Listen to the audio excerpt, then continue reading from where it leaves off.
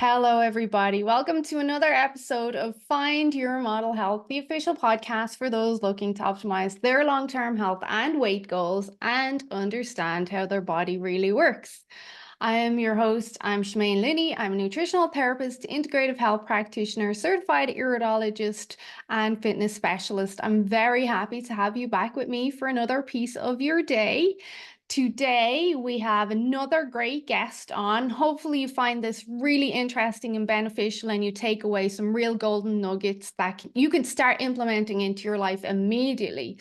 But as always, I have to remind you, before we go on, the information in these podcast episodes is for informational purposes only and should not be taken as medical advice. Please consult your health practitioner before making any lifestyle changes.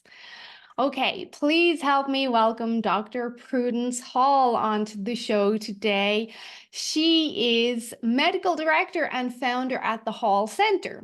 Dr. Prudence Hall started as a traditional gynecological surgeon and transitioned her career to focus on more regenerative and integrative medicine. As the founder of the Hall Center, which is in Santa Monica, California, she saw a critical need to address the problems confronting women and even men experiencing the stubborn and often debilitating symptoms that happen to us when we start to age, and sometimes not so gracefully, right, Dr. Hall? Yes, we can fly for a bit and then fall. We don't want that to happen, do we? So thank you for coming on the show. It's lovely to meet you. Can you tell us, before we kind of get into the topics and the questions, a little bit about what you do and how you're helping change the health world? Well, I'm passionate about women's health and women becoming powerful and expressed in their lives and happy. Over the years, I've been a gynecologist in obstetrician for 40 years. And what I found, really at the beginning of my practice is that women are building, learning, growing, building their families, their businesses and everything. And then right around the age of 45 or 50, things start to decline and they start becoming more, I would say, less expressed, less powerful, more emotional, more depressed and anxious, sleepless, tired. And their life kind of seems to have a ceiling on it, this glass ceiling where they can't achieve what they had always hoped to achieve.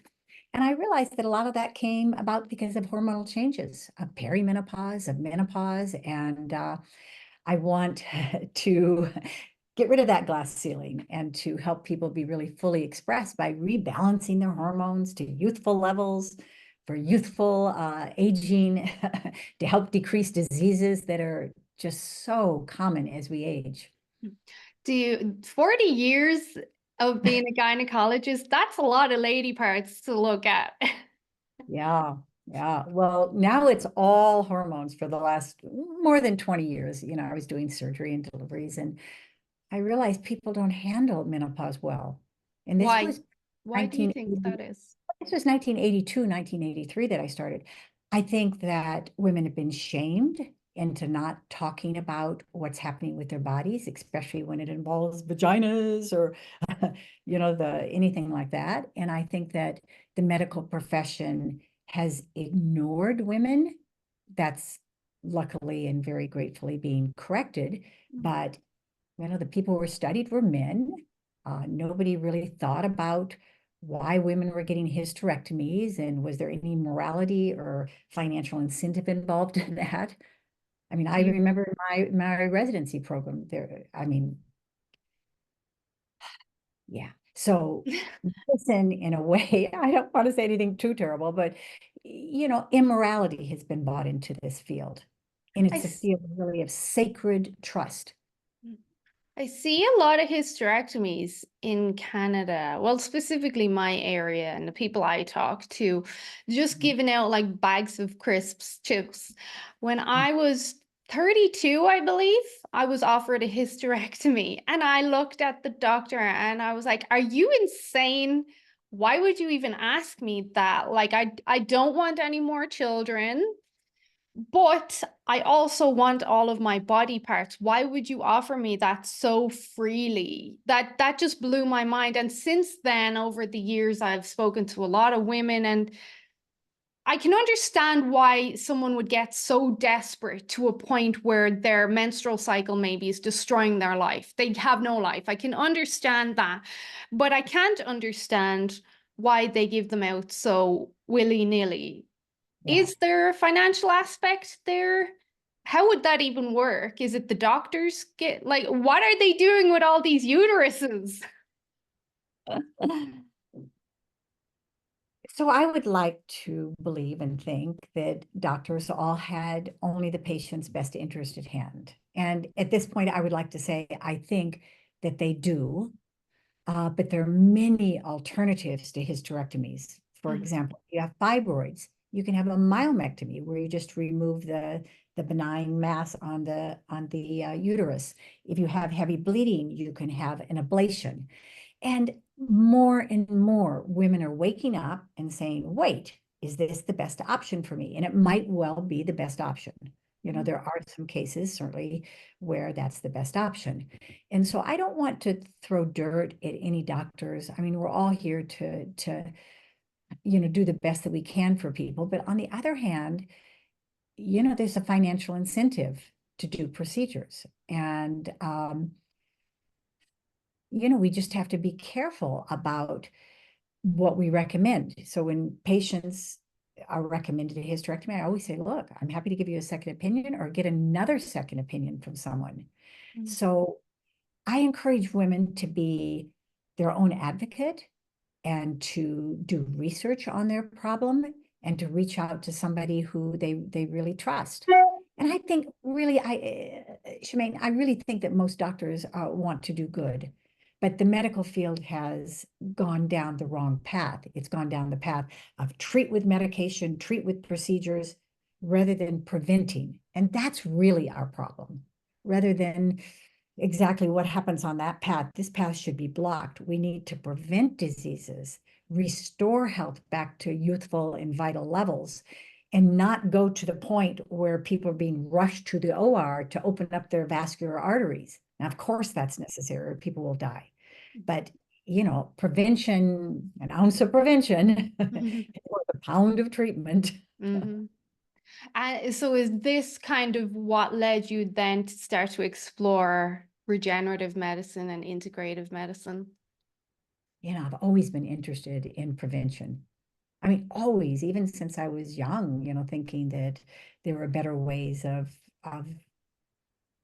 just doing a lot of different things. Yeah. So preventative medicine in regenerative medicine, it's like imagine a tree and the tree is starting to wither and die. The leaves are turning brown, and we don't want to just paint the leaves green.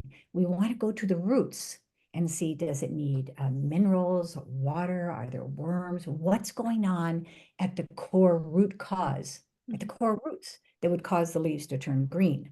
So in many ways, medicine, Western medicine, is painting the leaves.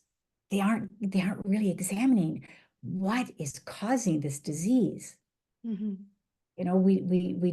We don't want to do we don't want to just give a pharmaceutical solution to a problem that really can be resolved at a much greater and better level. So regenerative medicine, if you were to paraphrase that or explain, simplify what regenerative medicine is.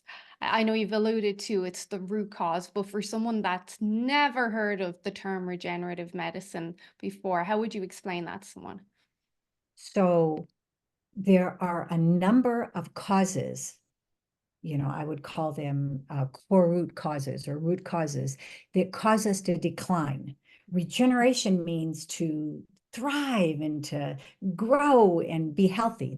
You want to regenerate anything, it's regenerative. So what causes us to age? Number one, high sugar damage in our body. And you can measure that with this thing called the hemoglobin A1C. And it'll tell you exactly the number. You have 100 times too much sugar damage, or, that's right in the middle, or zero, or you have 200 times too much. So this is one of the more accurate ways of looking at diabetes. So when sugar is high, when hormones are imbalanced, when we have inflammation in the body, when we have improper lifestyle, like we don't sleep, or we're eating bad oils and foods that are intolerant, when we're toxic. We live in the world of Roundup and toxicities every place. They've done muscle biopsies to analyze how much toxicity we have. We're all very, very toxic. So when those things come together, inflammation, high sugar, toxicity, imbalanced hormones, poor lifestyle, we wilt. This is the way of death. And so we approach each of these and get rid of each of these and restore them back to healthy levels. Decrease toxicity, decrease inflammation, change our lifestyle. And then what happens? We thrive. I just want to specify to people, if you don't mind, when we're speaking about high sugar diets, we're not specifically talking about our good sugars, our fruit, our vegetables, our like clean starches. We're more so referring to high sugar processed food diets and takeout, and the sugars that have been bastardized along with more of our polyunsaturated fatty acids and stuff. Because I don't want to turn people off sugar. Sugar is not the demon at all. But That's, so yeah. then back to that metaphorical glass ceiling that you mentioned, and in the context of regenerative medicine, what you do, why do you think we hit this glass ceiling? We're just pushing ourselves too hard, we're having kids, we're building careers, and then we just flatline. And then once you do hit the glass ceiling, then what do you do? Yeah. So this is a very good question. So stress, I didn't add stress to that, painful process we go through, because that's one of the, you add stress to anything, it's going to be very detrimental to the health. I think that we have never been a medicine that's been preventative. We are run and pretty much controlled by the pharmaceutical industry, of which they create miracles. I'm not against them at all. But to have, for example, with osteoporosis, now there are all kinds of medications that actually don't create healthy bone. I mean, it looks like the bones are stronger, but if you need a tooth replaced or something, or reimplanted, if you're on those medications, it won't work because the bone is not strong. So rather than saying, we're going to change our diet and we're going to, get rid of some of these other core problems, there's a pharmaceutical solution. And look, we just have not been involved with prevention. For example, homeopathy and acupuncture, very powerful. Iridology, which is one of the things you do. I mean, it's so fascinating to see what the eye is actually telling us. And when we allow our hormones to decrease, and female hormones start to decrease in our late 30s. I mean, actually, yesterday morning, I was talking to a new patient who was 41 years old, and she went into menopause, as we traced it back, at 35. That's when she started having hot flashes and just feeling terrible. So once we recognize that the thyroid here runs our metabolism, and when that's even subtly off, we're going to gain 20, 30, 50 pounds. We can take iodine drops, like Crow's Lugol's is a great solution to help the thyroid work better. Brazil nuts gives you a lot of selenium, 3 or 4 a day, or else 200 micrograms of selenium. That'll help your thyroid to work better, and to avoid bromine and some of these other toxicities will really help your thyroid gland to work better. Now, it's hard to get the ovary back when we go into menopause, but we can prevent decline at such an early age in most cases. So menopause, when I started as a gynecologist, menopause was kind of like around 51, 52, 53. Now it's around 44, 45, 46, maybe 49. I've So, discussed, sorry for interrupting. I've discussed oh, with many experts on the podcast, but also research I've came across that now we're seeing perimenopausal symptoms in women as young as mid-20s kicking in. And the average now seems to be that once you pass that 35 age, all your hormones pretty much jump off a cliff there. that's when it starts. I see the hormones jumping off the cliff as we're speaking. And one of the things that really hurts women's hormones is the birth control pill. Mm, Uh, I have prescribed thousands of women in my residency and my first year or two of practice birth control pills. And then when I started realizing, well, gee, why are these women at 25 or 18? Why are they depressed, gaining weight? They don't have a sexuality. They're losing their hair. They feel, their brain isn't working. Why are they put on Zoloft and Adderall and medications? And I realized, oh my God, I've tested thousands of women on the birth control pill, and their estrogen levels are low. They don't have testosterone where they need to have it. And, it's hard to bring women back when they've been on 30 years of the birth control pill. So mm, one thing you can do to stay healthy is to find a more natural method of birth control. Now, maybe some women need to use it. When I'm mm, talking, it's not like every single person can't use it. Some people mm, probably fine on it. But the people who would come to me, and there are hundreds and hundreds and hundreds and hundreds, they felt really bad on the pill, and they didn't realize that it was the pill causing it. They thought it was something else. mm, So that's one thing you can do to help maintain your hormonal health all the way through to the longest possible time that you can have natural hormones, your own organs, thyroid and ovaries and adrenal stress hormones making their hormones. And then when you can't make them anymore, you can replace them with the same bioidentical equivalent, the exact same hormone. And then the body doesn't know that you're not making it. mm. It's a beautiful solution. I think the people that come to yourself and myself, they're already over everything. They want the help regardless of what it is. So when you mentioned some people, birth control can be work very well for them. We're not generalizing everyone. We're specifically talking the people who come to us who are at their wits' end and they want help. And that's where we kind of step in with our advice. Thank you so much for that. That is exactly right. So we see a sub portion of the population, the Mhm. ones that are doing well on certain medications or just with their health. So you mentioned there in passing that some natural alternatives for birth control. Can you give us an idea of some of that? I mean, are you tracking temperature? Is there something else that you're doing? Yeah, there's a lot of different temperature controls and ovulation methods that are out there. And even in the last year, there's been, several good ones. I think also an IUD that doesn't have medication in it is a very natural way that won't interfere with your hormones. It's called the Paragard. It Mhm, has some copper there. The Mirena IUD does have a synthetic progesterone, the mhm, same progesterone that's in the birth control pills. And the women who come to see me who are using it, a lot of times their periods completely stop and they're worried. And I said, well, how else are you feeling? And a lot of times they're feeling more depressed and more down and more brain foggy because that IUD subtly, not like the birth control pill, but subtly, on a subtle level, decreases their own hormones. So, I like the Paragard better, mhm, but some women have very, very, very heavy periods.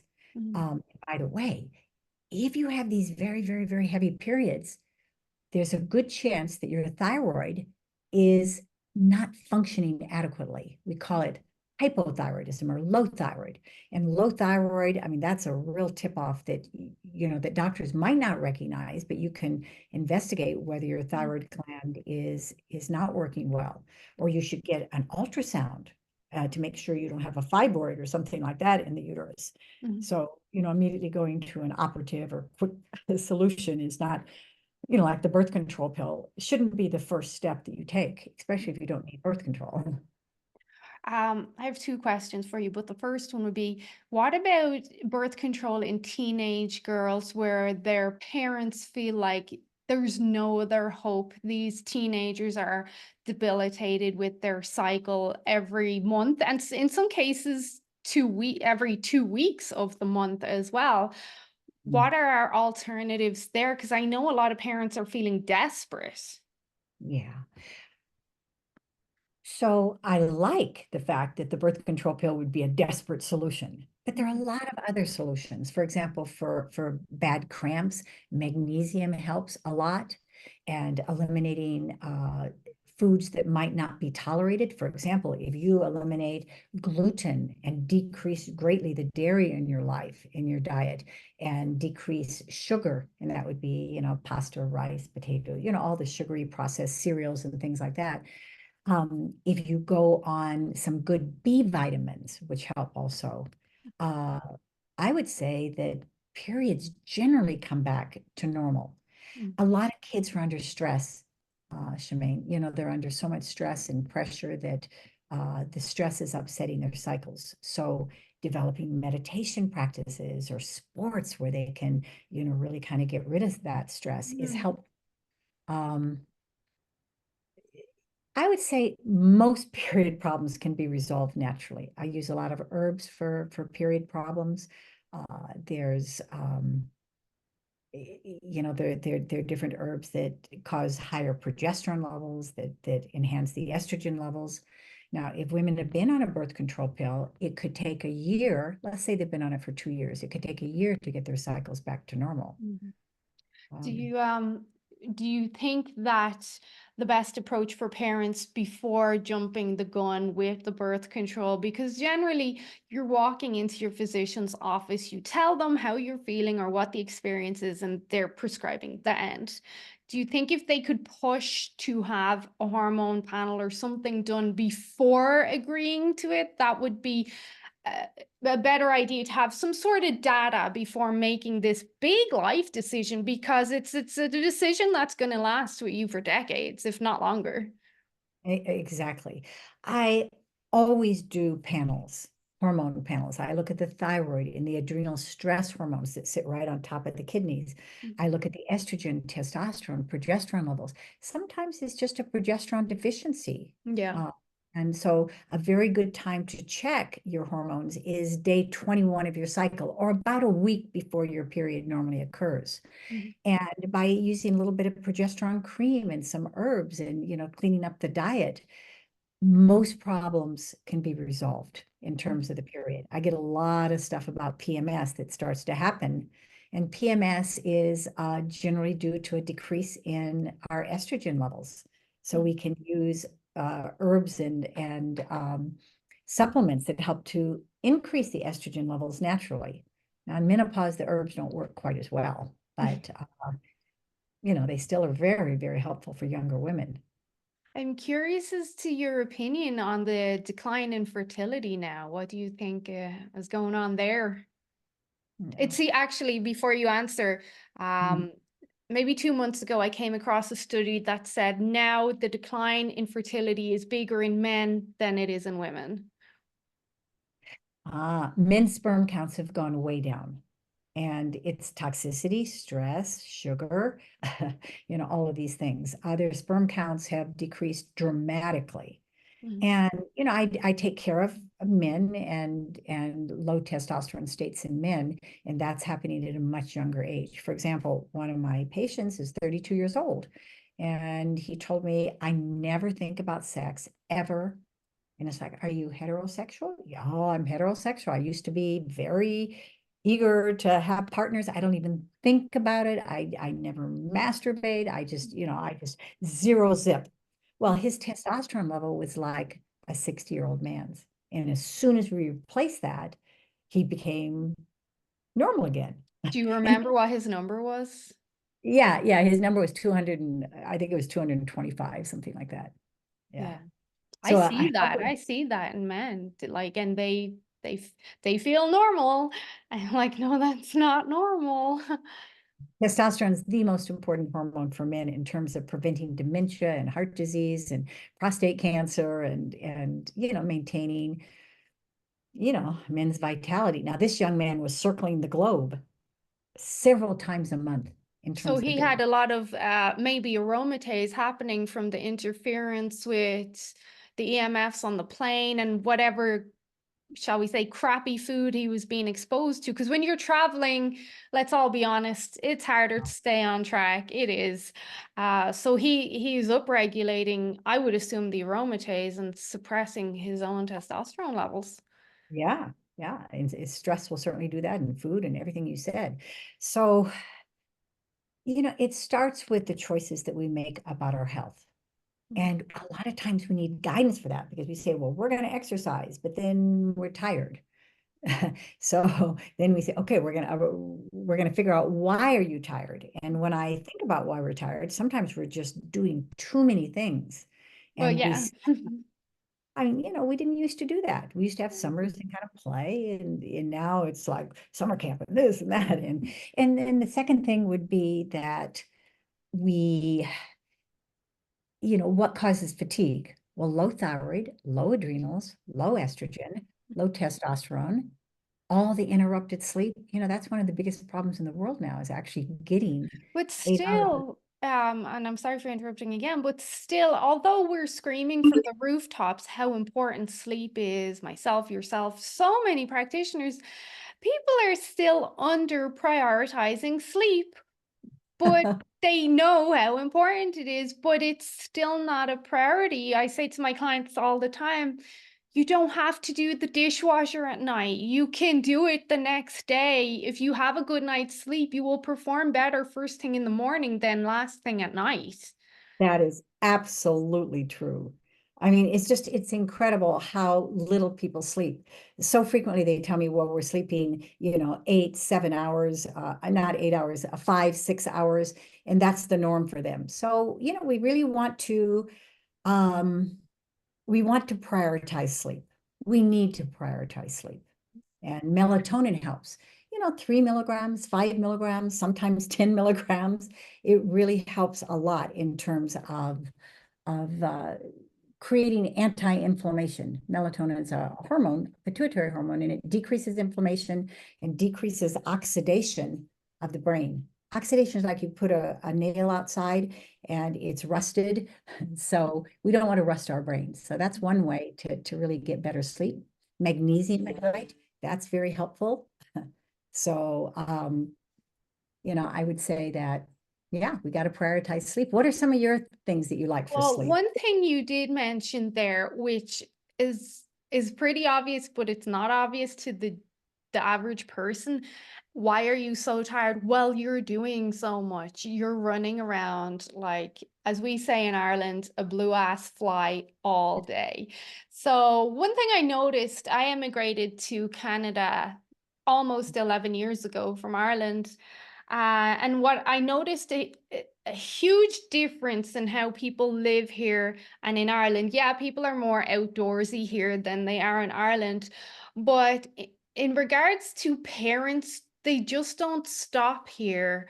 They're up at the gym at 5 a.m., 6 a.m. with their kids Oh, playing yeah, hockey, but then they're doing it after school. And then the weekends are allocated to hockey tournaments, ringette, basketball, and this keeps going and going, and then they're going camping, and then they're going ice, and I'm like, do you ever stop? Like, no wonder everybody's health is going down the drain. You're doing too much. In Ireland, we don't do that. If the kid wants to go to football, they go after school, and they usually walk home with their friends. And I get the distance thing in Canada, it's not as easy to walk everywhere, but then the weekends you'd have one maybe football or hurley match or whatever, and that would be on from 10 to 12, and then the rest of the weekend's yours. But here, people don't stop. And I very much am against it. I know everybody wants to see their children succeed and become the next NHL big superstar, but at what price? What price are you willing to pay for this? And then sometimes I'm like, I know you love your kid, but what are the chances they are going to be the next NHL? Like, at what cost are you yeah, willing to sacrifice your health, which coincides with your happiness? yeah. Oh, this is a core root cause of our health. And I'm so glad that you brought it up because I'm not sure if it's based in ambition for ourselves rather than our kids, or if it's has to do with just wanting them to have a better life. But Or, if I may interrupt, keeping up with the Jones as well. oh, Like yeah, yeah. that has to be considered too. Look, parenting is a very difficult job. I've parented three kids and now they're quite adult. Mm, But honoring the child, realizing what do they need, what do they want? Not it's not mhm. about us, it's about Yeah. them. And what guidance do they need? They all need such different things. And but packing a child's schedule is really harmful. They need time to Mm. dream and to play and to, Just yeah, chill out. You don't have to, yeah. I'm sorry, I keep interrupting you, but I'm very passionate about this. I've raised two boys myself. Well, one of them's still 11. And probably because of our culture, we never got into that. Even when we emigrated, it was just never our thing to do. Our weekends are ours. And we'll always do something fun, or we'll just sit around and watch movies. But that's our restoration, relax, enjoy each other time. But my little boy is 11 and he still goes to bed at 7:30 every night. I tell everyone this and they're like, "Oh my God, that sounds amazing. We don't get home from hockey till 9." And I'm like, that's a bit insane to me. He goes to bed at 7:30 because he knows mommy needs to go to bed by 8:39. Because if she doesn't, then she can't be healthy to take care of him. And she also gets super snappy when she's tired. But you see, like, by no means am I trying to make anybody feel guilty. We all choose how we run our own households. But I do think people do need to sit back and think, what is this price I'm paying for this kind of lifestyle? Oh yeah. Yeah. I mean, I remember my childhood and it was just carefree. We played. We Mhm. really played. I think these kind of devices here are really hurting child Mm. behavior, Oh, yeah. and suicide rate is increased and people have these impossible ideas of how they should be from social media. It's people who really know social media and who created it don't allow their kids to have phones at a I young age. know. I know. I only recently heard, I don't know if you know who Patrick Bet David is. He's one of the big he had mentioned that his son is 14 and he does not have a phone and he's not allowed to have a phone until he's 16. In the meantime, they got him some wearable watch that will accept texts and phone calls only if there's an emergency, but otherwise he's like, no way. This my little boy does have one, but I'm like very strict with it. You can't have it during the week for school, blah blah blah. But I wanted to ask you in regards to the phones, because people are on them all day. When I'm in the gym, people are just the whole time looking down. It's insane. How do you think that's affecting hormones? Well, first of all, there's the EFMs and things like that, which do, like you should take your devices out of your room where you're sleeping. You don't want to keep it near you. You don't want your computer on your lap. I mean, this is pretty powerful energy that's generated through phones and computers. Um, we have an addiction now. We have to check, we have to respond to Mm, things immediately, text, emails, information is coming at us from all sides. And I think that this stress indisputably, I'm absolutely sure about this, affects our hormones. And mm, it'll certainly affect our ovarian hormones, the stress hormones. First of all, when you're under stress, DHEA, pregnenolone, cortisol, they rise. And then you feel kind of like a pounding heart and you could sweat and like you're missing an airplane, that kind of stress. mm, And then if it stays there, which it does with this constant interruption of our thoughts or our day, then the hormones start to decline. mm, And when they decline, we call it burnout. mm. Women are tired, men too, tired, we gain weight, we feel discouraged and depressed, we feel very anxious, the memory becomes more foggy. I talk with women and men every single day, Shemaine, who have these symptoms and their adrenals are crashed, those Do, poor adrenal hormones. do you ever see these girls, I'll just say girls as a general term, walking around with the phone in their bra or in the hips of their leggings? Like, what do you think when you see that? Well, I've extensively investigated ways to stop this radiation stuff that's going on. I think in a way where I don't know if anyone saw the movie Thank You for Smoking, but in the No, I 50s, haven't seen that one. What I'm going to now. Marlboro Man was smoking, smoking on, it was sensual. Oh, it was so healthy back then. It was good for women to smoke as well. Yeah. Yeah. And so there's this movie, Thank You for Smoking, and the Marlboro Man died of lung cancer, and they hid it. Lung cancer. I mean, there's so many studies out that showed that smoking was bad for you, and it Yeah. was all hidden. I'm worried that we're in the middle of some of this now in terms of brain tumors. I mean, Mm. there's some good neurologists that are saying, please don't ever keep it up to your, you can cook an egg if you put two iPhones together with the energy that's going back and forth. So I have concern about this for health, Mm. definitely. I see it all the time in the gym. I did stop one girl one day. I couldn't help myself. She had it just over her, it would have been her uterus in her leggings. And I was Uh-huh. like, I don't mean to interrupt you, but you probably shouldn't keep that there. The research shows us that there's higher instances of cancer outcomes when you have phones directly on your body. Absolutely. And she immediately said, "Oh my God, thank you. I didn't know that. I had no idea." So maybe we're not publicizing it enough. I think we aren't. I think we're back in where we were with smoking in the 1950s. I Mm. think it's accumulating. I mean, I've certainly investigated all kinds of ways to block the radiation if you're holding your computer. I'm not sure how effective they are. Yeah, yeah. I use them but we're sitting in front of our computers and the flickering of the computer, the different colors of the light, that really can cause a lot of memory confusion and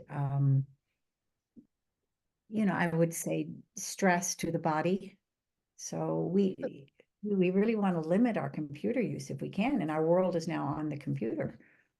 So even, yeah, like we block our phones, we block our computers, but what about the 5G tower up the road? It's like it's a battle we can't necessarily win. We need to focus on making the body more resilient to these attacks. Right. Absolutely.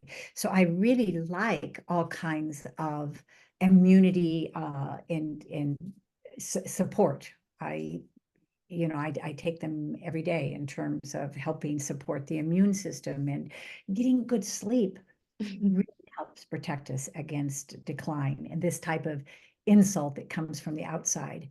Mhm. Uh, Taking a nap. I was partly raised in France and in Spain, and people take their siesta still, even in this day, I and they know. have a nice meal with their friends or their family, and the day kind of stops and then it starts again. So this Western way is dangerous.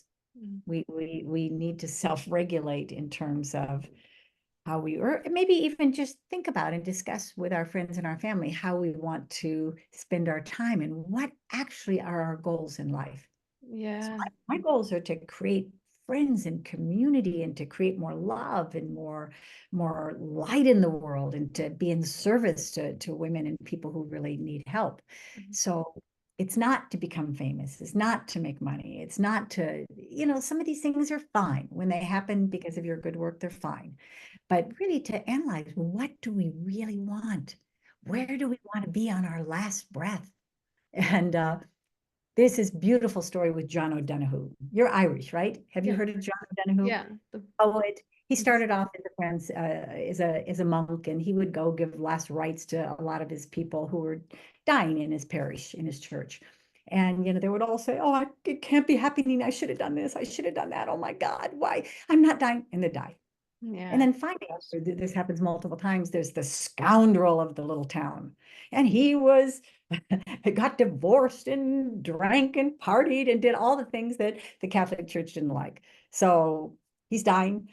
Father, I'm ready to meet my maker. He said, "Well, do you have regrets?" He said, "Oh, no, Father, I have no regrets. I lived my life as I needed to live it. I was so full in my life that God was right next to me, encouraging me on. I can't wait to have a glass of wine with him." Yeah. And he died. And John O'Donohue said, "Look, be a rebel in your life. Define what's important to you. Live that one life that you have. That's your only life we're given. Mhm. And make peace with make peace with yourself and your family in any way you possibly can, so you don't regret when we take our last breath. And I live by that, by the way, as much as I can. There's a lot to be said for what you just said there, and it is a beautiful way to wrap up this awesome conversation. But there's a lot to be said, like what way do you want to live your life? We hear all the time people win the lotto and they become millionaires, billionaires, they make it, their business takes off and they're successful, but they're miserable. There's high suicide rates in these people. We all want to have success on some level, but like you said, making money because you're being of service and doing good work, that's great. You have to pay your bills, you have to put food in the fridge, but when it becomes that money or success is your sole focus, I think now we have a problem, because it takes you away from the prospect of what your life really should be like. No matter how many years you've left, 10, 20, 30, 40 years, how do you want to spend those years? Do you want to think, oh, well, I always missed out on so-and-so's birthday because I was hustling and I was trying to build a business? Or do you want to be the one that was there, having the cake, enjoying the party, while still maybe having some extent of success, but being able to pay your bills and provide for your family, of course. I think we have a lot to think about as a society overall. Oh, yeah. A simpler life, a community life. So many people feel alone that I talk with. Women feel alone. They don't feel supported. Their kids feel alone. And, this is a human need. It's to have a community and to feel that someone else has your back and that people are willing to step up. I mean, this whole neighborly thing we used to do, we don't even know our neighbors anymore. Yeah, yeah. Um, oh man, yeah, if people are alone. In my practice, I see a lot of people who are unhappy, very, very unhappy. And we could put some of that down to the hormonal changes. But also, why are you so unhappy? And do you know you're this unhappy? I can see you're unhappy. I don't think a lot of people recognize they're very unhappy, and that's affecting their quality of life. Yeah, yeah, it definitely affects the quality of life. So, when you have a goal, and then you can say, well, what might stop me from achieving that goal? And you say, well, maybe it's living in the past, or, maybe it's because I'm not taking time to do that. So you can really kind of start eliminating those things that help you to achieve this happiness. Yeah. And happiness is elusive. It's so different for each person. And, but really identifying core causes of happiness. And I take care of a lot of wealthy people, as well as people who are struggling. And money is good up to a certain point. In the United States, up to about $60,000, $70,000, it makes life better. And after that, it just doesn't. After that, Yeah. it starts taking away. Yeah. And yeah, so really identifying our values. What are our values? Being connected to other people. That's one of my values. Giving, not breaking my word when I promise. So if somebody says, do you want to do this? And another person says, do you want to do that? I'm committed to the person I said yes to. I mean, these are very simple things.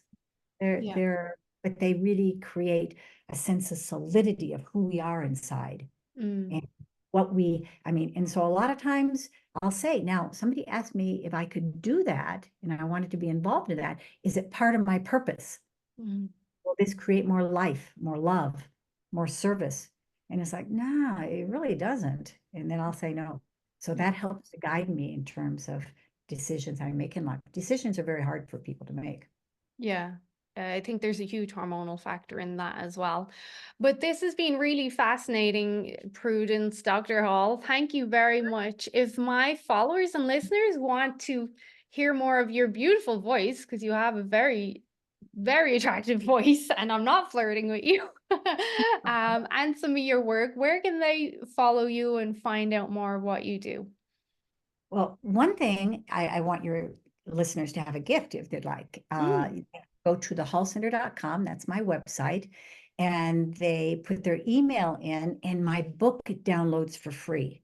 It's called amazing. Radiant Again and Forever. And it talks about real patients in menopause, in perimenopause, on the birth control pill, with sexual difficulties, with breast cancer, on and on. And then the last 3 chapters are about achieving your own personal greatness and happiness. For me, happiness is my greatness, but achieving that and what women have done, once they feel recentered and vibrant and having lots of energy in what they do in life. So I think that there are parts that will really help women, and it's free. It's a gift. I wrote the book to give away. Well, And thank you. then I'm on Instagram and I'm on YouTube and I'm on, various channels and I trying to keep know, up. I have the link for the book, so I'll put it in the description, but I know you'll definitely have one download at least because one of my clients, her favorite poet is John O'Donoghue. So as soon as you mentioned that, I was like, oh, she has her sold. Well, a connection to source, to our maker, to whatever that might be that's bigger than us is really powerful. Well, thank you for your time. I will put everything in the description. I look forward to reading it myself, which I will do. And I hope you have a wonderful day. Thank you for having me on your podcast. I'm so honored. Thank you.